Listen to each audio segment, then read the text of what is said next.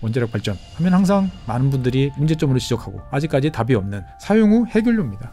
사용 후 해결료는 여전히 그 안에 이제 많은 방사선 물질이 있고 방사능을 내뿜고 있기 때문에 사용 후 해결료를 어떻게 처리할 것이냐의 문제가 사실 우리나라 입장에서 봤을 때는 꼭 해결을 해야 되는 그러한 문제입니다. 야, 이거 중요할 것 같아 라는 생각이 좀 드는 사안입니다. 그렇기 때문에 의견이 이제 대립이 되긴 합니다만 제가 생각했을 땐 그래요. 이제는 정말 이번 국회에서는 우리나라에도 사용 후 해결료 저장 시설과 관련된 최소한 제도화 작업은 마무리가 됐으면 좋겠습니다. 왜냐하면 이거 제도화하고 그 다음에 부지 찾는데 또 한 10년 15년 걸릴 거고 그 다음에 건립하는데 또 한 10년 걸린다 생각하면 상당히 이제 앞으로 갈 길이 이제 바쁘다는 말이죠. 그러니까 우리가 지금서부터 부지런히 해야만 핀란드, 스웨덴, 프랑스 이런 나라에 비해서 이미 한 발 늦었지만 그래도 늦게라도 이제 쫓아갈 수 있는 이제 그러한 상황이 이제 되는 거죠. 안녕하세요, 최준영입니다. 여러분들이 좋아할 주제 원자력 이야기를 한번 해보려고 합니다. 지구본연구소를 보시는 분들은 이제 저 때문에 그런지 몰라도 이제 에너지 문제 되게 관심이 많으셔가지고 오늘은 이제 에너지 중에서도 이제 원자력과 관련된 이야기를 한번 해보려고 합니다. 제가 이제 이 이야기를 또 하게 된 이유는 몇 가지가 있는데 먼저 일단은 이제 해외 이야기부터 먼저 한번 해보죠. 이 최근 들어서 이제 올해 초부터 이 독일하고 프랑스 이 두 나라는 이제 어떻게 보면은 영국이 EU에서 탈퇴한 다음에 누가 뭐래도 EU를 끌고 가는 양대 이제 산맥 같은 이제 이런 나라인데 이 두 나라가 원자력 발전을 둘러싸고 티격태격을 한다라는 보도가 계속 이어졌어요. 그래서 한번 이것들이 이제 어떻게 정리가 됐는지 왜 싸웠는지 이런 것들에 대해서 한번 이야기를 해보려고 합니다. 여러분들 잘 아시는 것처럼 이제 프랑스 같은 경우는 원자력 대국입니다. 전체 전력 생산의 한 70% 정도를 원자력 발전이 담당을 하고 있는 이런 국가입니다. 그래서 전국적으로 프랑스 전체에 보면은 이제 56기의 이제 원자력 발전소가 전국 곳곳에서 이제 가동을 하고 있죠. 대한민국 같은 경우는 발전소가 다 바닷가, 냉각수 문제 때문에 바닷가에 이제 위치를 하고 있는데 프랑스 같은 경우는 이제 내륙 지방, 강변 주변에도 많이 있기 때문에 이렇게 지도로 그려놓으면 정말 곳곳에 이렇게 널려 있습니다. 이 프랑스 같은 경우가 원자력 발전에 이렇게 많이 이제 의존하게 된 시기는 1973년입니다. 1973년은 이제 1차 오일 쇼크가 이제 닥쳤던 그런 시기죠. 1차 오일 쇼크 때는 이제 석유 가격이 하루아침에 이제 4배가 뛰었으니까 요즘으로 따지면 배럴당 80달러짜리가 300달러 됐다라고 보시면 되겠습니다. 그때는 정말 난리, 그 당시 옛날 신문을 읽어보면 세상이 이제 망했구나라는 느낌이 정말 강하게 드러나는데 그런데 다른 나라도 다 똑같이 비싼 석유를 써야 되는데 왜 프랑스는 원자력에 이렇게 몰빵을 했나? 사실 생각해보면 궁금한 일이죠. 근데 이제 원자력에 이렇게 프랑스가 몰빵을 한 가장 큰 이유는 뭐냐면 없어서 그래요. 뭐가 없냐면 옆 나라인 독일 같은 경우는 땅 파면 그래도 뭐 갈탄이나 무연탄이나 석탄이 많아요. 그러니까 그 당시에 이제 석유에 다 석유를 쓰다가 석유로 이게 갑자기 문제가 생겨라고 하는 많은 나라들은 일단 발전소, 전기를 만들어내는 것을 하게 석탄으로 돌리는 경우들이 많았습니다. 독일 같은 경우는 이제 그렇게 된 거죠. 그런데 이제 프랑스 같은 경우는 석탄이 부족해요. 그래서 사실 산업혁명도 늦었다라는 이야기를 이제 많이 하고 있죠. 그래서 뭐 프랑스 옆에 있는 벨기에 이제 석탄이 이제 많은 나라인데 그러다 보니까 이제 많은 원자력 발전소를 집중적으로 이 시기에 건설을 하게 됐습니다. 그러니까 1973년이니까 지금으로 따지면 이제 50년 된 거죠. 50년. 예, 50년이 되니까 이제 얘네들이 다 낡아가고 고장나고 이제 이런 일이 많이 생기는 거죠. 그래서 이제 옆 나라인 독일 같은 경우는 야, 너희들 원자력 발전소 쓰는 거는 괜찮은데 그거 괜찮어? 물 새고 막 질질 터지는 거 아니야? 이런 이제 우려를 종종 하고는 합니다. 근데 뭐 하지만 뭐 이 프랑스와 이 독일 같은 경우는 서로 전력 구조, 전력을 생산하는 방식이 한쪽은 원자력, 한쪽은 이제 풍력을 중심으로 한 뭐 재생에너지 이런 것들이 이제 섞여 있기 때문에 서로가 합해놓고 보면 에너지 믹스를 해놓고 보면은 서로가 이제 이득을 보는 이제 그러한 구조이기 때문에 잘 굴러왔어요. 그럼 뭐 큰 문제는 없습니다. 그런데 이제 올해 초부터 이 두 나라가 원자력 발전과 관련돼서 티격태격을 이제 합니다. 이게 이제 무슨 말이냐면 뭐 프랑스가 뭐 가지고 있는 원자력이 불안해, 너희들 빨리 문 닫어, 이게 아니고 EU가 이제 2021년, 2년, 3년에 걸쳐서 제일 고생한 거, 특히 이제 작년 2022년에 제일 고생한 게 뭐냐면 에너지 가격, 특히 전력 요금이 너무 많이 뛰어가지고 국민들이 못 살겠다, 못 살겠다, 갈아보자, 뭐 이렇게 이제 뛰쳐나온 나라들이 많이 있었죠. 실제로 그래가지고 프랑스 같은 경우는 그냥 국유화, 우리로 따지면 이제 그 전력 회사를 그냥 국유화하면서 일단 문제를 일단 해결을 했고, 뭐 영국 같은 경우도 이제 막대한 보조금, 그 다음에 그 소매 요금을 막 정부가 찍어 누르고 하는 식으로 지금 떠받치고 있죠. 뭐 등등 해가지고 이 전력 요금이 너무 올랐다. 왜 이렇게 올랐냐? 그래서 이 문제를 해결하지 않으면 앞으로 안 될 거다라고 이제 생각을 해서 EU 차원에서 전력 요금을 산정하는 기준을 바꾸자라는 작업들을 이제 진행을 하기 시작을 했습니다. 이건 자체는 필요했었어요. 왜 그러냐면 현재 우리나라와 사실 EU가 전력 요금이 결정되는 체계는 비슷해요. 어떻게 되냐면은 오늘 내가 전기를 100을 써야 돼요. 그러면 100을 쓰는데 그러면 다 입차를 받습니다.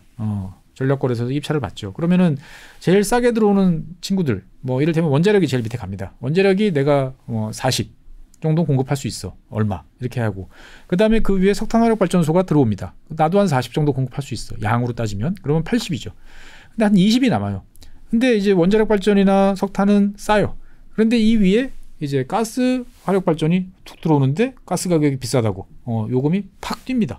그러니까 이를테면 원자력 발전이나 석탄 화력 발전소가 뭐 킬로와트아워당 뭐 100원 이렇게 되는데 이제 천연가스 발전소 같은 경우는 요즘에 천연가스 요금 너무 올라서 힘들어요. 그래가지고 우리 150원 이렇게 부릅니다. 그런데 천연가스를 다 해도 다 합이 98밖에 안 돼요. 2가 더 필요해. 2가 더 필요한데 이때 이를테면 뭐 석유 이런 친구들이 들어와서 2를 채워줍니다. 근데 우리는 200 킬로와트아워당 200원이 필요해 라고 이제 부르는 거죠. 그러면 전력요금이 얼마가 될까요? 누구는 100원 부르고 누구는 150원 부르고 누구는 200원을 불렀어요. 얼핏 생각하면 이걸 평균 내서 그냥 지불하면 될 것 같은데 그러면 안 되죠. 평균을 내면 그것보다 위에 더 비싸게 발전해야 되는 사람들은 손해를 보니까 발전을 안 하는 거죠. 그래서 개통 한계 가격이라고 그래가지고 이런 경우에 보면은 제일 마지막에 필요한 양을 채워주는 제일 비싼 요금이 전체 전기 요금을 결정하는 구조입니다. 이것들은 대부분 전 세계적으로 많이 통용이 돼요. 그런데 뭔가 좀 불합리하다 이런 생각이 드는 거죠. 보면은 그렇죠. 아니 얘네들은 싸고 얘네들은 비싼데 그러면 평균도 아니고 왜 얘네들 가격으로 이 싼 애들까지 다 돈을 벌게 하는 거야? 그런 생각이 드는 거죠. 즉 원자력 발전이나 석탄화력 발전이 킬로와트아워당 뭐 100원 이렇게 했는데 결국 나중에 최종으로 들어왔던 석유 발전이 200원을 했는데 여기서 200원이 딱 결정이 되는 바람에 다 200원을 받는 거예요. 그러면 석유 같은 경우는 근근히 이제 먹고 사는 거고 가스 같은 경우는 아까 150원이라고 그랬으니까 50원. 그 다음에 석탄이나 원자력 같은 경우는 킬로와트아워당 100원씩 보는 거죠. 그냥 앉아서 그냥 떼돈을 버는 거죠. 그러다 보니까 EU 입장에서 봤을 때 작년에 우크라이나 전쟁이 시작되고 그 다음에 천연가스 공급이 끊기고 가격이 폭등하고 하면서 저원가 발전, 즉 평소 이 연료 요금과 관계없이 낮은 발전 원가를 가지고 있는 친구들이 너무 떼돈을 벌더라, 횡재를 하더라라는 불만들이 많았습니다. 그러니까 저원가라는 건 뭐죠? 원자력 같은 경우는 우라늄 그냥 쌓아놓고 재워놨다가 태우면 되니까 일단 싸고, 그 다음에 대표적인 게 재생에너지, 태양광, 뭐 바람 부는데 돈, 뭐 그 다음에 풍력 이런 거죠. 태양이랑 그 다음에 뭐 바람은 원가가 없으니까. 그래서 유럽 같은 경우는 이걸 개정을 해서 각 전원별로 요금을 미리 결정하자라는 쪽으로 이제 방향을 잡았습니다. 즉 원자력은 너희들 보통 보면은 뭐 거의 너희 비슷한데 요 정도 밴드. 그 다음에 석탄화력 같은 경우는 그동안에 석탄 가격이 요 정도 범위 내에서 왔다 갔다 하지. 그러니까 요 정도 범위 내에서 결정. 그 다음에 뭐 재생에너지 같은 경우는 뭐 이만큼. 이런 식으로 이제 가자라고 이야기를 하는 거죠. 그래서 이게 사실은 이제 되게 좋은 의미로 시작이 된 거예요. 그러니까 뭐냐면은 이를테면 화석 연료를 쓰지 않는 재생에너지 같은 경우 보면 이게 어떤 경우에 보면은 전력 수요가 갑자기 확 줄 때가 있어요. 그럴 때 풍력 발전 열심히 돌아봐야 오히려 마이너스예요. 현재 시점 같은 경우는 돈 못 버는, 우리나라 제주도에서도 이제 그런 일이 종종 벌어지죠. 그래서 비화석연료 발전에 대해서는 정부가 나서서 최저 가격을 보장해 줍니다. 너가 얼마의 발전을 하던 미니멈 가격은 보장해 주는 거죠. 즉 사업자가 이 미니멈 가격을 받아서 내가 최소한의 이득, 운영비를 감당할 수 있으면 들어오겠죠. 즉 재생에너지나 화석연료를 사용하지 않는 탈탄소, 비탄소 에너지원이 들어오면 너희들이 안정적으로 사업을 영위할 수 있도록 보장해 줄게 라고 최저 가격을 보장해 줍니다. 그러면 당연히 여기에 따른 대가가 있겠죠. 상한선도 있습니다. 캡을 씌우는 거예요. 그래서 전력요금이 아무리 뭐 전체적인 전력요금, 전력시장이 막 가격이 뛰어도 너희들은 최저 가격 보장을 받기 때문에 최고는 얼마까지만 받는다라고 하는 거죠. 그러면 시장에서 170원인데 나는 120원이면 생산이 돼. 그러면 50원이 남잖아요. 이건 누가 가져가는 거냐? 정부가 가져가겠다는 거죠. 그래서 그 정부는 그 차액을 가져가서 다시 이런 재생에너지라든지 탈탄소, 탄소가 발생하지 않는 에너지원을 보급하는데 더 도움을 주는 쪽으로 가겠다라고 하는 거죠. 즉 이렇게 되면 어떻게 보면은 전력요금이 요동을 쳐서 뭔가 누군가 특정 기존 사업자가 횡재를 하는 것들을 정부가 효과적으로 걷어들여서 다른 쪽으로 활용을 할 수 있는 거고, 사업자 입장에서 봤을 때는 뭐 어떻게 보면 그런 횡재는 못하지만 최소한 적자에 대한 우려는 없이 사업을 30년 이렇게 장기적으로 끌고 갈 수 있는 이런 것들을 보여주는 거죠. 근데 이런 거랑 원자력이랑 무슨 상관이냐고요? 이게 왜 중요하냐면은 제가 아까도 말씀드렸잖아요. 탈탄소 에너지 가격이에요. 그러면 원자력 발전은 탄소 배출이 있나요? 없습니다. 그냥 우라늄 태워서 핵분열로 하는 거기 때문에 이 제도를 원자력 발전에도 사용하는 게 맞느냐라는 걸 둘러싸고 프랑스, 그다음에 독일 두 나라가 이제 갈등을 빚게 된 거죠, 보면은. 그러니까 두 나라 모두 다 원자력 발전이 이제 어느 정도 필요하다는 건 아는데, 이게 새로 들어오는 원자력 발전소에 대해서는 그래, 좋아, 이런 제도가 적용되는 게 맞는 것 같아. 그런데 포인트는 어디냐? 기존에 있는 원자력 발전에도 이 돈을, 이런 제도를 적용해서 이거를 도와주는 게 맞나?를 둘러싼 갈등이 좀 있습니다. 그러니까 프랑스 같은 경우는 요구하는 게 뭐냐면은, 자, 제일 중요한 건 뭐야? 지금 탈탄소잖아. 탈탄소니까 이제부터는 원자력 발전에 이렇게 캡을 씌우고 재생에너지에 캡을 씌우고 해가지고 거기서 뭔가 돈이 들어와. 돈이 들어오면 기존의 원자력 발전 지금 50년 전에 지어놓은 것도 지금 잘 가동되고 있는데 이거 계속 여기다가 개보수하고 유지 볼 수 있도록 돈을 줘야지 얘네들이 안정적으로 계속 탄소 배출 없는 전기를 생산할 거 아니야? 그래야 이게 보면은 우리가 생각하는 탈탄소 국면으로 빨리 갈 수 있으니까 기존의 원자력 부문에서도 이 혜택을 받을 수 있도록 해야 된다라고 이야기를 하는 거고, 독일 같은 경우는 여기에 대해서 완강히 거부합니다. 독일이 거부하는 가장 큰 이유는 프랑스 원전이 불안해서가 아니에요. 에너지 가격, 특히 전기 요금 격차가 너무 벌어질 것을 우려하는 거죠.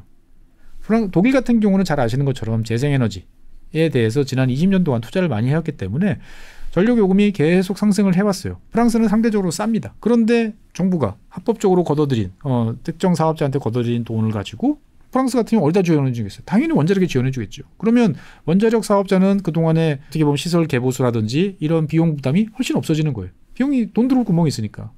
그러니까 전력 요금을 더 낮출 여력이 훨씬 많이 생기는 거죠. 즉 독일 입장에서 봤을 때는 프랑스 말한 대로 하면 프랑스의 전력 요금은 지금도 프랑스가 독일보다 좀 싼데 훨씬 내려갈 가능성이 많다라는 거죠. 그러면 독일의 수많은 제조업체들은 현재 비싼 가스 요금, 비싼 전기 요금 때문에 상당히 지금 그 어려움을 치르고 있죠. 그런데 어디 멀리 중국이나 뭐 동유럽 이런 데가 아니고 바로 옆 나라인 프랑스에서 야, 우리 전력 요금 너희들 절반 가격이야. 우리로 오지 않을래? 라고 하면 안 갈 이유가 있겠습니까, 여러분들? 가겠죠. 같은 EU 국가니까 제도도 똑같아. 바로 옆 나라야. 이걸 이제 독일이 우려하는 거죠. 자국 제조업이 다 프랑스로 빠져나가는 거 아니야? 라고 걱정을 하는 거죠. 사실 여기에는 한 가지 이유가 더 있습니다. 프랑스가 최근 들어서 이제 재산업화, 제조업의 부활을 강력하게 부르짖고 이거와 관련된 제도 정비를 하고 있는데 딱 타겟이 좋은 거죠. 옆 나라인 독일에서 에너지 가격으로 고생하고 있는 업체들을 프랑스로 데리고 오면 쉽게 제조업 비중을 높일 수가 있는 거죠, 보면. 그래서 이게 된다 안 된다를 둘러싸고 그동안에 많이 싸웠어요. 연초부터. 많이 싸웠고 이 중간에 또 수소 이야기도 들어갔다 나왔다 하고 여러 가지 이유들이 많았는데, 일단은 이제 지난달 10월 달에 이제 양국이 타협을 봤어요. 타협을 본 거는 뭐냐? 새로 만들어지는 원자력 발전소는 지금 방금 말씀드렸던 그러한 체계, 뭐 차액거래 제도라고 하나요? CFD라고 보통 부르는 것 같은데 이 제도의 적용 대상이 되는 거죠. 즉 새로 들어오는 원자력 발전은 정부가 원자력 발전에서 나오는 전기는 이 정도 요금에 사줄게. 대신 너희들은 상승해도 요만큼 범위야라고 표를 설정해 놓고 요거보다 더 상승한 금액은 정부가 회수를 하고 이 금액을 가지고 다른 원자력 발전소 신규 사업의 프로젝트에 돈을 쓰는 거는 허용, 기존 원자력 발전소 개보수에 투입되는 거는 안 됨. 이런 식으로 이제 정리가 이제 됐던 거죠. 그러니까 이제 프랑스 입장에서 봤을 때는 뭔가 좀 찝찝한 거죠. 다 받을 수 있을 것 같은데 좀 더 밀어붙여 볼 걸 그랬나? 라고 생각을 했습니다만 어떻든 간에 이제 EU라는 그 국가 내에서 원자력이 이제 한 축을 담당하고 차지해야 된다라는 것에 대해서는 이제는 이견은 점점 없어지는 것 같아요. 사실 이러한 경향이 이제 뭐 EU 국가는 아니지만 이제 영국에서도 이제 종종 보이는데 이게 자꾸 이런 이야기가 나오는 게 뭐냐면 탈탄소제를 하려고 하다 보니까 탈탄소 그러면 처음에는 이제 석탄 화력 발전소를 이제 풍력이라든지 뭐 태양광 이런 걸로 대체를 이제 해왔어요. 근데 이게 이제 상당 부분 많이 됐어요. 그러면 그 다음에는 뭘 해야 되죠? 탄소 배출. 나오는 거. 그러면 이제 자동차를 전기차로 바꿔야죠. 내연기관차. 이거 지금 현재 진행 중이고. 그 다음에는 가정에서 하는 난방, 취사. 그 다음에 각종 산업 현장에서 발생하는 이제 보일러, 열 발생시키는 거 있잖아요. 이것들을 이제 화석연료 대신 딴 거를 해야 돼요. 그럼 뭘로 하죠? 다 전기로 해야 돼요. 그래가지고 이 국가들이 따져보니까 전력 생산이 지금보다 훨씬 많이 필요하다라는 생각이 드는 거예요. 계획대로 이것을 빠르게 달성하려고 그러면 훨씬 많은 전력을 공급을 해야 되는데 이게 시간이 필요하다. 당장 재생에너지만 가지고 다 공급하기는 어렵다. 그렇다고 석탄화력을 다시 할 수는 없잖냐. 그러면 결국은 기존에 있는 원자력 발전을 최대한 잘 끌고 가면서 자기 역할을 해주고 뭐 필요하다면 가능하다면 뭐 일정 부분 신규로 또 건설을 해서 이러한 미래 전력 수요 증가에 원자력 발전이 좀 기여를 했으면 좋겠다 정도까지는 오케이로 입장이 좀 정리가 되는 것 같아요. 그러다 보니까 이제 유럽에서는 이제 뭐 원전 르네상스가 다시 도래하고 있다. 뭐 이런 이야기가 나올 정도로 원전에 대한 이런저런 이야기들이 지금 많이 나오고 있어요. 그래서 실제로 보면 국가별로 보면 차이가 이제 되게 크게 나타나고 있습니다. 화면에서 보시면 지금 화면은 프랑스 같은 경우가 이건 전력이 아니고 전체 에너지예요. 전체 에너지에서 차지하는 비중인데 잘 보시는 것처럼 여기 빨간색으로 표시된 게 핵이죠. 원자력이 압도적인 비중을 차지하고 있습니다. 그래서 석유, 천연가스, 아까 말씀드린 것처럼 프랑스 같은 경우는 이제 석탄은 거의 없어요. 그러다 보니까 프랑스 대기가 깨끗한 그러한 요인 중에 하나이기도 하는 거죠. 그리고 재생에너지가 좀 늘어나고 있습니다만 아직 갈 길이 좀 멀다라고 이제 볼 수가 있는 거고요.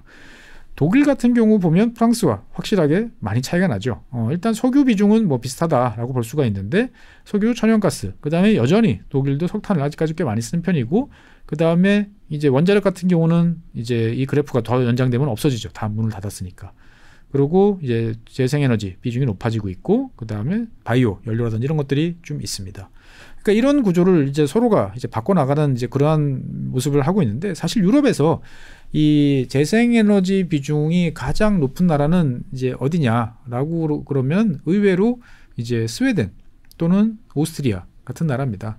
여기서 보면은 지금 위에서 요 지금 파란색으로 표시되어 있는 게 독일이고 밑으로 빨간색으로 표시되어 있는 게 프랑스예요. 그러니까 프랑스 같은 경우는 전체 이 전력 생산에서 전체 에너지 소비에서 최종 에너지 소비에서 재생에너지가 차지하는 비중이 20% 정도 되고 독일 같은 경우는 한 40% 정도 되는데 요 위에서 보시면 지금 요 두 번째로 표시되는 국가 같은 경우가 스웨덴입니다. 스웨덴 같은 경우는 전체 에너지 소비의 한 5% 정도를 이제 재생에너지로 이제 공급을 받고 있는 이제 그런 나라인 거죠. 수력 비중이 높아서 그래요.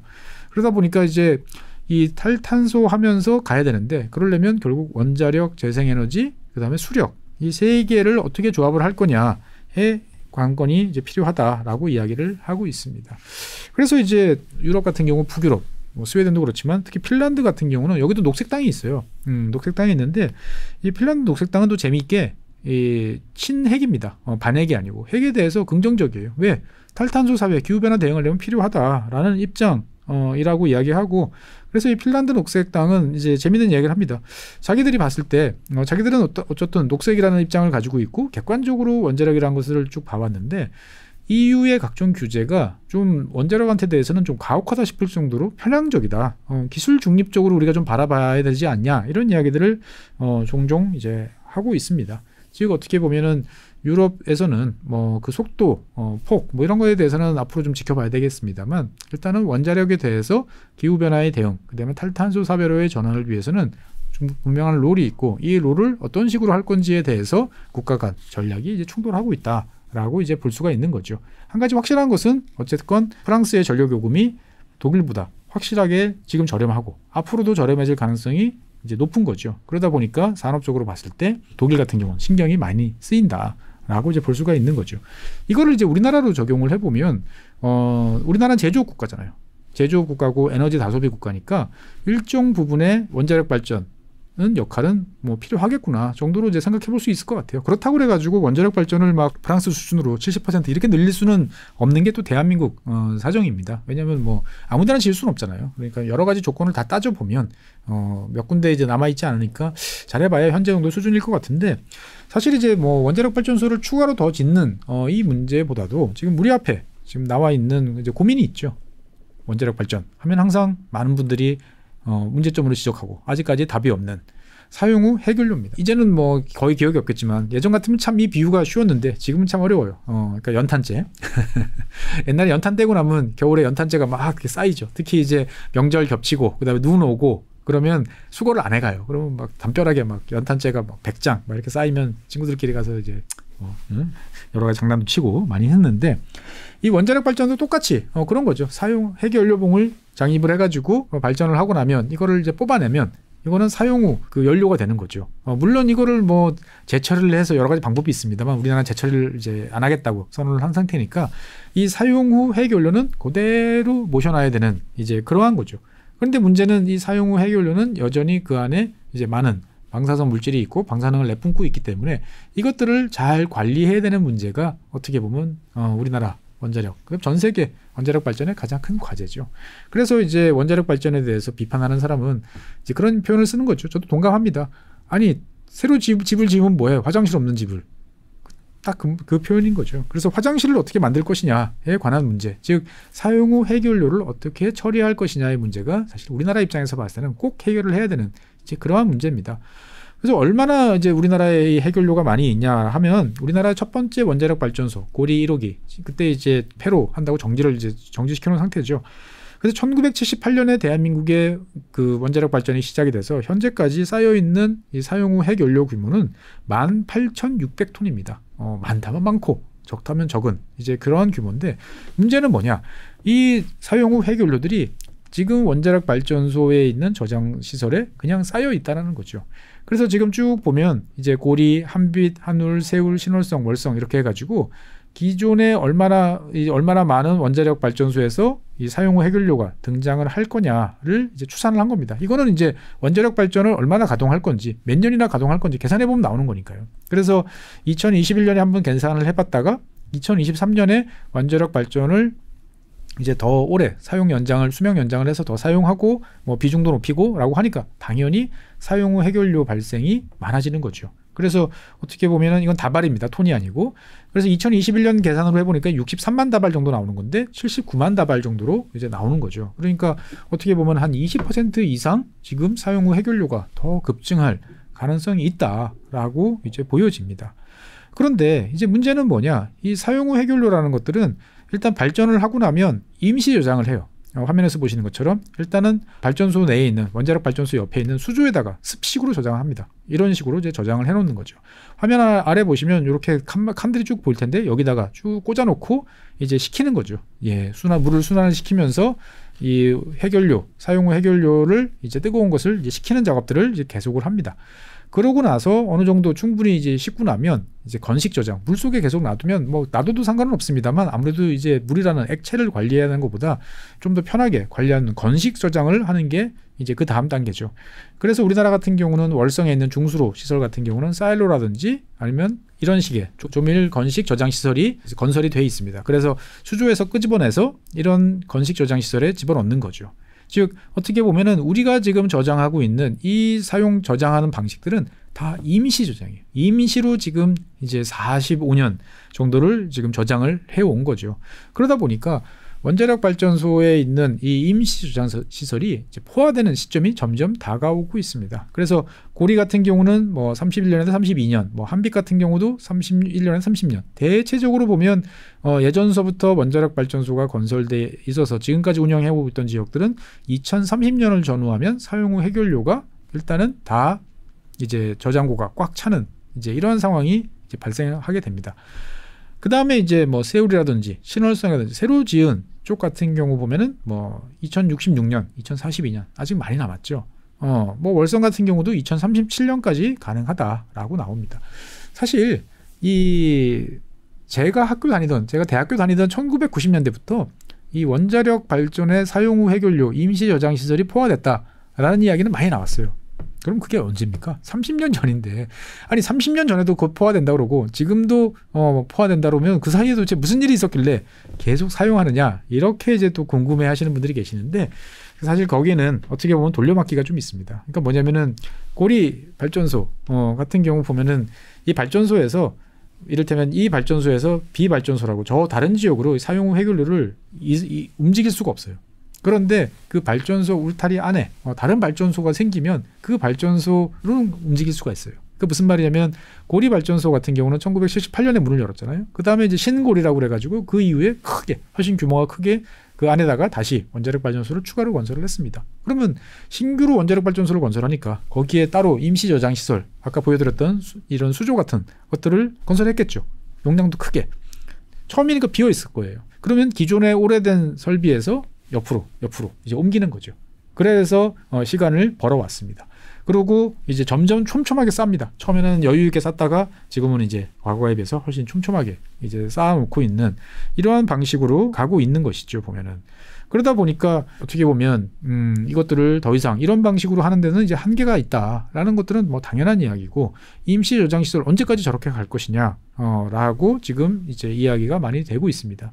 그러면 지금 현재 단계에서 이제 해야 되는 게 뭐냐? 일단은 이 습식 저장에서 오랫동안 묵혀놨던 이것들을 끄집어내서 건식 저장으로 옮기는 작업이 필요합니다. 건식 저장은 이제 아무래도 공간도 적게 차지하고 관리도 용이하기 때문에 원자력 발전소 시설 내에다가 건식 저장 시설들을 신규로 이제 건설하는 게 이제 필요하다라는 말씀드립니다. 그래서 건식이라고 하면 이거 그냥 뭐 공기 중에 노출시키는 거야? 그렇지는 않고요. 이게 이제 어떤 식이냐면은 사용 후 해결료가 화면에 보시는 것처럼 이렇게 다발로 나오면 이걸 뽑아가지고 캐니스터라고 하는 이제 여기에다가 이제 집어넣습니다. 보통 스테인리스 강으로 이제 만드는 것으로 알고 있어요. 두께 한 1.5에서 2cm 정도로 이제 스테인리스 강에다가 이것을 집어넣고 다시 이 위에다가 이제 단조 탄소강 두께 한 25cm. 탄소강 엄청나게 강한 강인데 이걸로 25cm면 어마어마하게 두꺼운 거죠. 이걸로 만든 이제 별도의 다시 케이스에다가 또 집어넣는 거죠. 이중으로 이렇게 집어넣고 그 다음에 이것들을 그냥 밖에다가 늘어놓는 게 아니고 이런 케이스들을 다시 이제 콘크리트 한 1.2m 두께의 철근 콘크리트로 되어 있는 별도의 건물에다가 이제 보관해 놓는 이제 이러한 방식을 이제 건식 저장 시설이라고 그러는데, 요거를 지금 일단 지어야 되는 이제 이러한 단계에 놓여 있는 거죠, 보면은. 실제로 이 건식 저장 시설 같은 경우는 전 세계적으로 원자력 발전소를 운영하는 32개 나라 중에서 현재 21개국에서 사용을 하고 있기 때문에 뭐 안전성 문제에 대해서는 큰 문제가 없고, 우리나라 같은 경우도 이제 이미 월성 원자력 발전소 중수로죠. 여기는 중수로 같은 경우는 사용 후 그 해결료 발생량이 많습니다. 살짝 태우고 내보내기 때문에. 그렇기 때문에 이런 이제 그 사일로나 이런 시설들을 이미 1990년대부터 건설을 해가지고 지금 벌써 92년, 그 다음에 2010년, 2022년 걸쳐가지고 건설을 해서 지금까지 한 50만 다발 정도를 보관을 하고 있는데, 밖에서 이렇게 뭐 가이거 계수기나 이런 거 대보면 크게 뭐 방사선 문제는 없는 것으로 관찰이 되고 있습니다. 그래서 일단은 2030년까지 지금 수조가 이제 꽉 차는 이제 이런 상황이기 때문에 현재 단계에서 필요한 것들은 이것을 끄집어내서 이제 건식으로 옮길 수 있는 건식 임시 저장 시설을 건설하는 게 이제 첫 번째 과제다라고 이제 볼 수가 있는 거죠. 그러니까 지금 2023년 다 갔고 24년이니까 이제 이런 케이스 만들고 그 다음에 옆에다 건물 짓고 뭐 하려고 그러면 여러 가지 인허가 절차 밟고 하면 부지런히 해야 이제 가능한 상황이라는 거죠. 이렇게까지 말씀을 쭉 들어보면 그래 필요한 것 같아. 그거 만드는 게 맞는 것 같아 라고 생각하는데, 막상 이제 원자력 발전소 주변 지역에 계시는 분들은 상당히 거부감이 큽니다. 왜 그러냐면 지금 사용 후 해결료를 벌써 45년째 끌어안고 있는데 여기다가 저 건식으로 만들어 놓으면 이거 그냥 계속 그냥 놔두는 거 아니야? 무한정? 그래서 결국은 사용 후 해결료를 어디다 다른 데로 처분하지 않고 그냥 원자력 발전소 니들 떠안고 계속 있어, 이런 식으로 가는 거 아니야? 라는 이제 불만, 걱정 이런 것들을 이제 표시를 하는데, 실제로 아까 말씀드린 것처럼 제가 알기로 원자력 시설이라는 것들은 분명히 이제 결국은 영구 처분, 화면에 보시는 것처럼 영구 처분까지 가야 되고 그 단계에 이르는 중간 저장, 영구 처분 이것들을 이제 지금 차근차근 준비해야 되는 이제 이러한 상황이다라고 이제 말씀드리고 싶습니다. 즉 어떻게 보면 현재 습식 저장에서 건식 저장을 통해서 발전소 내 온사이트에 이것들을 건설한다 하더라도 이것도 역시 임시 변통이에요. 그러면 대한민국 영토 내에 어딘가 중간 저장, 즉 개별 발전소별로 있는 사용 후 해결료를 모아서 일단 임시로 몇십 년 정도를 저장할 수 있는 중간 저장 시설들을 확보를 하고, 그 사이에 이제 영구적, 그렇죠? 우리가 다 없어지는 사람들이 없어지는 오래 기간 동안 방사선 폐기물들이 이제 더 이상 위험해지지 않을 때까지 확보할 수 있는 그런 영구 처분장을 확보하는 그 시기가 앞으로 계속 준비돼야 된다 라고 이제 말씀을 드릴 수 있을 것 같습니다. 즉 사용 후 해결료 이거 빨리 처분해야 돼. 그럼 땅 파서 빨리 묻자. 이게 이제 한 번에 되는 게 아니고 그 땅을 찾기까지는 오랜 시간과 여러 가지 작업들, 그다음에 설명, 그다음에 동의, 판단 이런 게 필요하다. 그렇기 때문에 일단 그 단계까지 이르기 전에 두 단계, 즉 습식에서 건식으로 임시 저장 시설을 건설을 하고 그다음에 건식 저장 시설에서 다시 이것들을 모아서 관리할 수 있는 중간 저장 시설, 그다음에 이 중간 저장 시설을 건설해서 이곳으로 옮겨 놓으면서 마지막으로 이제 영구 처분장을 이제 만들자라는 것이 이제 어떻게 보면은 우리나라 원자력 정책의 지금 가장 큰 고민이고 어떻게 보면 절박한 과제다라고 이제 말씀드릴 수 있을 것 같습니다. 사실 고준이 이 방사선 폐기물 처리장을 그냥 일찌감치 옛날 권위주의 독재 시절에 만들었으면 좋겠다라고 이제 말씀하시는 분들도 계세요. 사실 뭐 그렇게 생각될 수도 있겠지만 사실 그렇게 만들어봐야 별로 소용이 없었을 것 같아요. 왜? 이렇게 원자력 발전이 많아지고 오랫동안 큰 역할을 할 거라고 생각 안 했기 때문에 그 당시 만들었어 봐야 이미 다 포화됐을 가능성이 매우 높다라고 저는 생각을 합니다.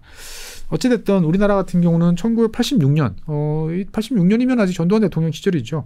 이때부터 사실은 작업을 시작했어요. 그래서 울진, 영덕, 영일 주로 이제 동해안 지역이죠. 그 다음에 1990년도에는 이제 안면도, 그래서 안면도 사태 기억하실지 모르겠습니다만 상당히 이제 아주 큰 주민과 충돌 사건이 이제 벌어지기도 했었고요. 그 다음에 93년도에는 이제 뭐 양산, 울진 다시 이제 동쪽으로 왔다가 그 다음에 94년도에는 구럽도, 지금 이제 인천에서 배 타고 나가면 만날 수 있는 덕적도 옆에 이제 구럽도가 있죠. 여기에다가 처분장을 건설해 볼까라고 하다가 이제 단층대가 발견돼서 못하기도 했고요. 그 다음에 97년에는 이제 영광 쪽으로 내려가서 검토를 해보기도 하고 다시 21세기 들어와서는 2001년도에 울진, 그 다음에 영덕, 뭐 고창, 영광 뭐 이런 지역.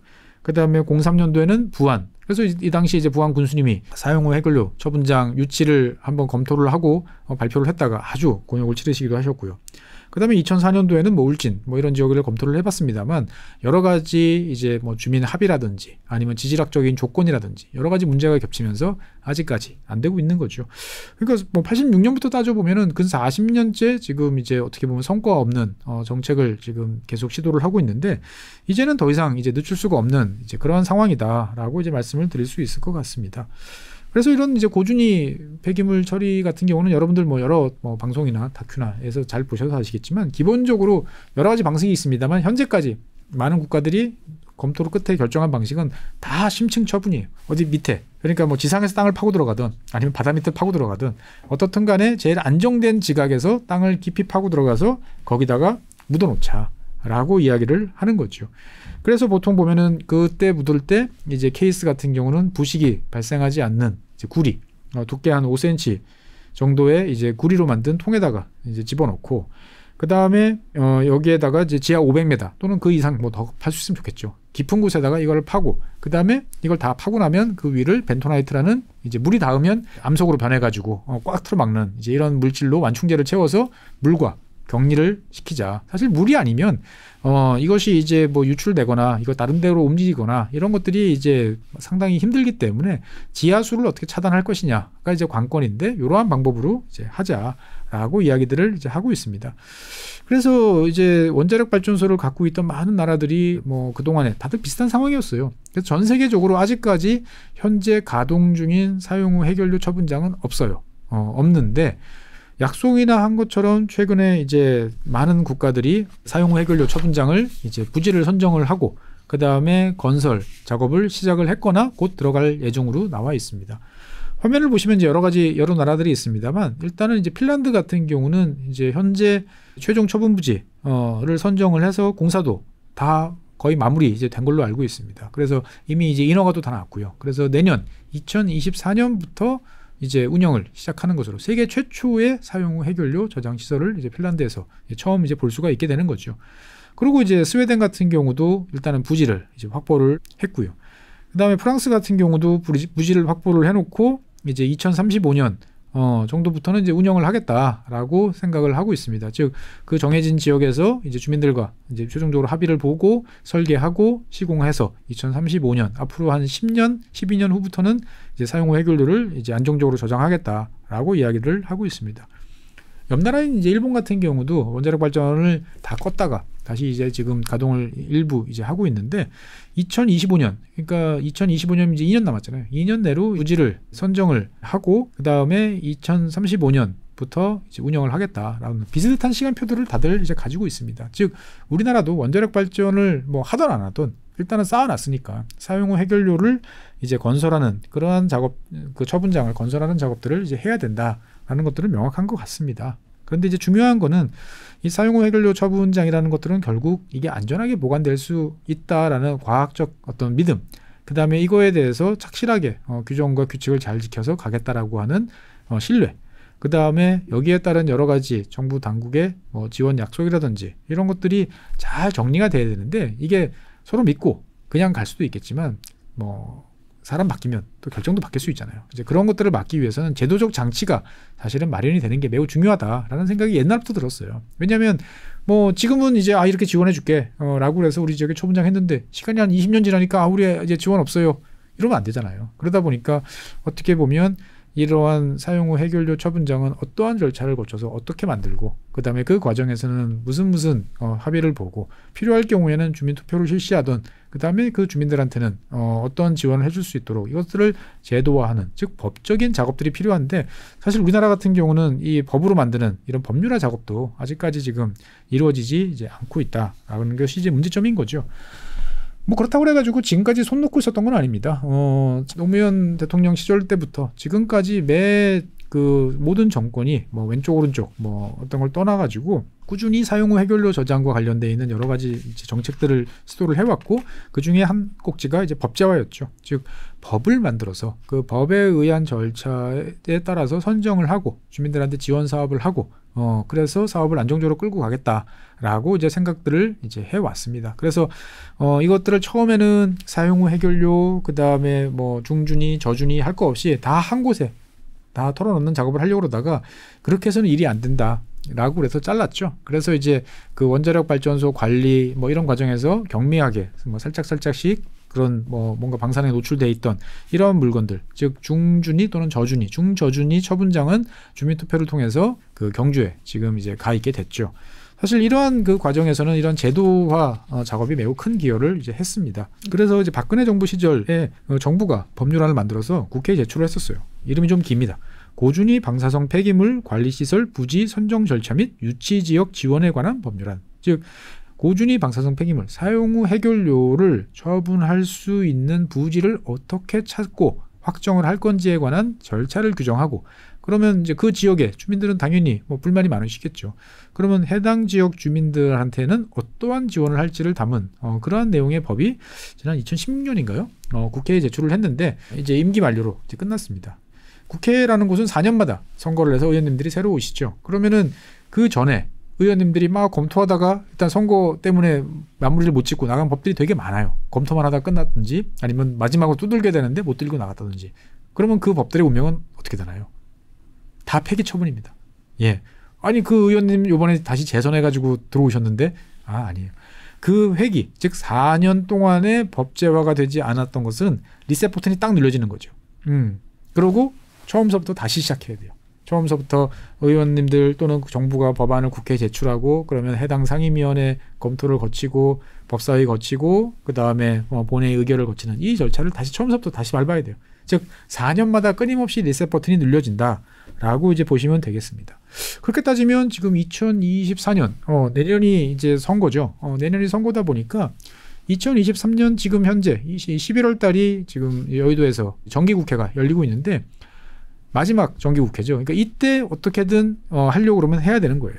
그래서 현재까지 보면 3건의 의원님들이 이제 여야 막론하고 3건의 이제 고준위 방패물 관리 특별법이라는 이름의 법안이 올라와 있고요. 그 다음에 이제 기존의 방사성 폐기물 관리법이 있는데 요것들을 다 바꿔서 새로운 법을 만들어 그냥 기존 법에서 요걸 녹여내자라고 해서 총 4건의 관련 법들이 지금 이제 제출이 돼서 심사를 이제 받고 있어요. 네, 이렇게 해서 4건의 이제 법률이 총 제출돼 있는데 그동안에 이제 국회에서 티격태격 많이 하는 와중에도 이것은 꼭 필요하다. 그래가지고 그동안에 여러 가지 사항들에 대해서 조절을 합의를 쭉 해왔습니다. 그래서 많은 사항들은 이제 정리가 됐는데 지금 이제 두 가지 사항에 대해서 지금 의견이 엇갈리고 있어요. 첫 번째 사항은 뭐냐? 자, 사용 후 해결료 시설이라는 건데 아까 말씀드린 것처럼 부지 내, 원자력 발전소가 있는 부지 내에 이제 임시 저장 시설, 뭐 습식이든 건식이든 있고, 그 다음에 그 외부에 중간 저장 시설이 있고, 마지막으로 최종 처분장, 이렇게 이제 3단계로 구성이 되어 있는데, 부지 내 저장 시설을 도대체 얼마만큼의 용량으로 할 거냐 라는 것들을 이 법에 정해놓자 라는 것을 둘러싼 갈등이 좀 있어요. 그러니까 왜냐하면 원자력 발전소 한번 지어놓고 처음에는 요만큼 조그맣게 이제 사용 후 해결료 임시 저장 시설을 집어넣었는데 이게 시간이 지나니까 막 계속 커진다라는 불만들이 있는 거죠. 그렇기 때문에 이게 계속 커지지 않도록 딱 못을 박아놔야 된다. 그러면 용량을 정해놔야 되는데 그 용량을 어떻게 정할 거냐를 가지고 이제 한쪽에서는 원자력 발전소 처음에 이야기할 때 설계 수명이라는 게 있다. 40년, 뭐 50년. 그 설계 수명에 대해서 그러면 총 배출되는 양이 있을 거 아니냐. 그 양을 담을 수 있을 만한 딱 그 기준으로, 즉 설계 수명 기준으로 그 부지 내 저장 시설 저장 용량을 만들어 놓자라는 의견이 있고요.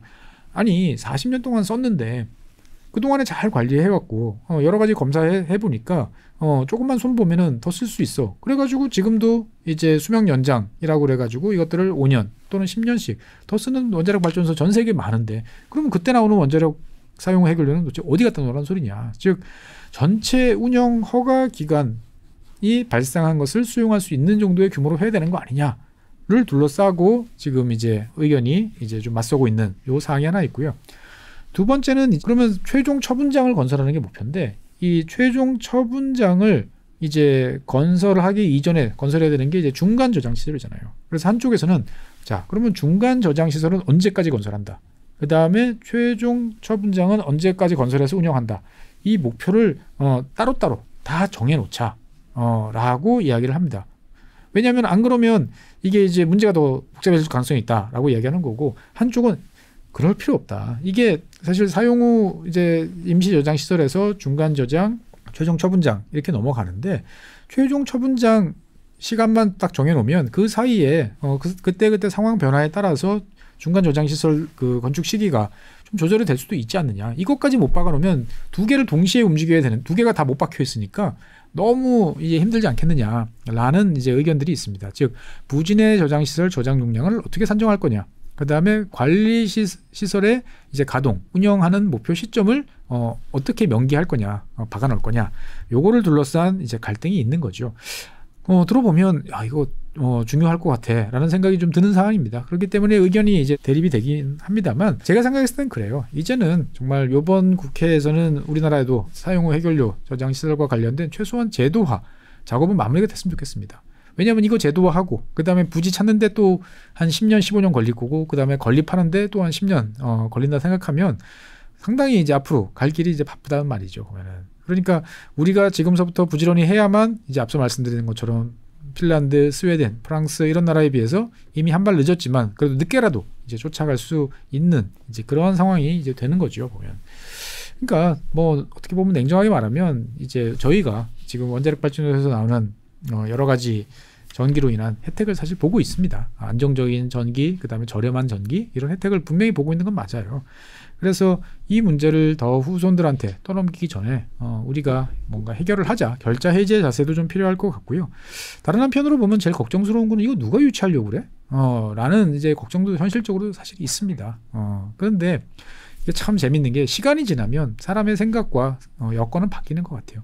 과거에 1990년대인가요? 이럴 때 보면은 무슨 댐 건설을 둘러싼 지역의 반대 투쟁 어마어마했었습니다. 그래서 결국 못한 댐들이 꽤 많죠. 뭐 동강댐이 대표적이고요. 뭐 그거보다 작은 댐들도 여러 곳에 있었는데, 최근 들어서는 이제 양수 발전을 위한 댐 후보지 건설 그 선정 작업을 현재 진행하고 있어요. 양수 발전이라는 게 이제 밤에 남는 전기를 이용을 해가지고 버려야 되니까 이걸 가지고 모터를 돌려서 낮은 지역에 있는 전기를 위로 올려서 거기서 이제 물을 떨어뜨린다라는 이제 이 작업인데, 이걸 하면 당연히 댐이 어떻게 돼요? 밑에도 저수지하나, 위에도 저수지하나, 수몰 지역이 생길 수밖에 없죠.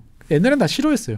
그런데 최근에는 여러 지역의 이 지자체 관계자, 그다음에 지역 주민들이 이것들을 우리 지역으로 유치하겠다라고 해서 지금 치열한 경쟁을 이제 벌이고 있습니다. 즉 인구가 줄어들고 지방이 소멸하는 어떤 이런 상태에서 이거를 관리하는 사람도 와서 상주를 해야 되고, 그다음에 건설 과정에서 여러 가지 이제 일들 이런 것들을 통해서 지역 사회에 어떤 지금보다는 긍정적이지 않을까라고 생각하는 지자체들이 많아졌다라는 거죠. 즉 20년 전하고 지금하고의 사람들의 인식은 많이 바뀌고 있기 때문에 어떻든 간에 제대로 된 절차와 그다음에 확실한 지원 뭐 이런 것들이 약속이 된다면 지금은 어려워 보여도 시간이 지날수록 이게 뭔가 가능하기 때문에 빨리 제도화하는 것이 필요하다라는 말씀을 이제 드리고 싶습니다. 어떻든 간에 2023년이 지나면 이제 이러한 논의들은 이제 거의 막을 이제 내리게 됩니다. 물론 내년에도 내년 2월 달 정도 이제 임시국회를 소집할 수 있고요. 그다음에 내년 4월 총선 이후에도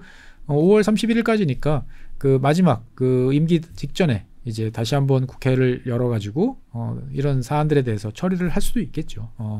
어쨌든 간에 저는 이번 국회에서 이 문제, 그동안에 사실 지난 뭐 3년, 한 6개월, 3년 넘게 이 문제와 관련돼서 많은 사람들이 논의하고 고민하고 이해하고 설득하면서 아까 말씀드린 것처럼 상당수 이제 사안들에 대해서는 타협을 이제 봐왔단 거죠. 그러면 이제 몇 가지 남은 문제에 대해서 어떻든 간에 바쁘게 잘 협의를 해서 꼭 이번 국회에서는 통과돼서 우리도 어떻게 보면은 이제 원자력 발전소부터 사용 후 해결료 최종 처분장까지 이어지는 안심할 수 있는 그러한 사이클을 만드는 그 작업이 올해는 좀 마무리되면 좋겠다라는 생각이 듭니다. 아마 이제 조만간 이제 11월 말 이 정도에 이제 국회에서 최종적으로 논의가 있을 텐데 그때 좀 좋은 결과가 나왔으면 좋겠습니다. 네, 오늘은 이제 원자력과 관련된 여러 가지 이야기를 해봤습니다. 앞서 말씀드린 것처럼 뭐 양수발전 이야기를 했습니다만 이러한 이제 원자력과 관련된 태도도 지난 20년 생각해보면 2000년대 21세기 들어와서 원자력 붐이 일다가 후쿠시마 이후에 다시 또 가라앉았다가 지금 또 다시 또 좀 올라오는 듯한 이런 느낌이 드는 것처럼 정확하게 지금 시점에서 이게 진리야 라고 말하기는 참 어려운 것 같아요. 뭐가 될지는 모르겠습니다만 한 가지 분명한 것은 이제 여러 가지 전기라는 것들을 전기는 중요하고 그 전기를 만들어내가는 여러 가지 방식들이 있으니까 이것들을 잘 섞어서 최적의 조합을 만드는 작업들을 해야 되겠고 그 속에 원자력 발전이라는 것들은 이제 분명히 한 역할을 하는 존재다라는 것들은 다시 전 세계적으로 인식이 좀 바뀌고 있는 것 같아요.